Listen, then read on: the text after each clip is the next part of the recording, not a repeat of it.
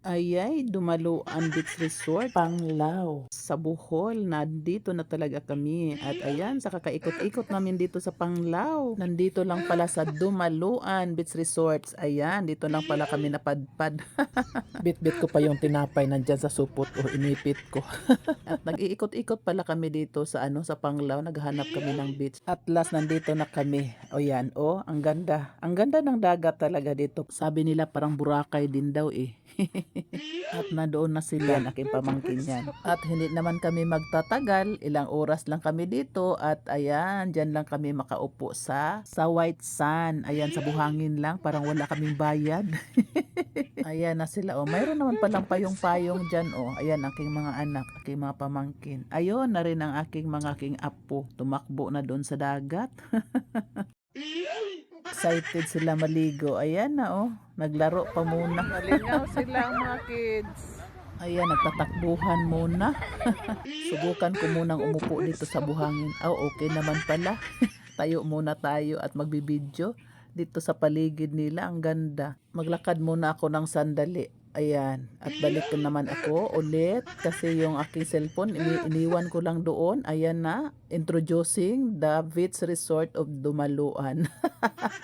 Ang ganda dito talaga, promise. At ituloy natin ang ating pagbibideo dito sa paligid. Ayan na sila. Nakaupo na rin. Ayan. Buti na lang may malaking payong pa at hindi kami masyadong mainitan. Pero pag mag-ulan, kung may ulan, malakas, ayan, mabasa talaga kami. Ayan ang aking mga anak at ang aking daughter-in-law at ang aking pamangkin.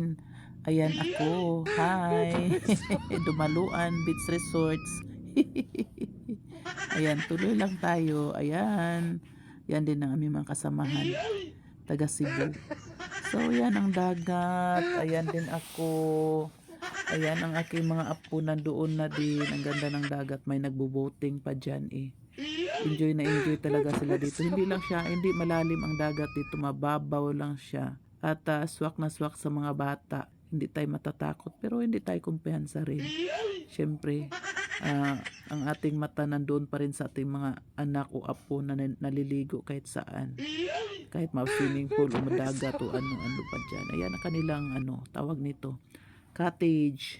Ayan, pamangkin ko dumaan sa video ko.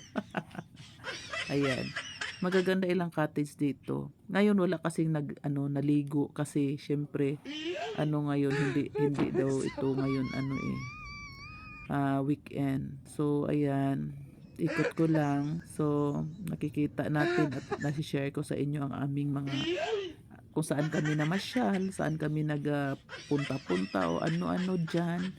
So, hanggang dito na lang. Ayan, introducing the dagat. Ayan, kung saan-saan na mapunta ang aking video. Pasensya na kayo sa aking voice over. Hanggang dito na lang. Thank you for watching. Bye!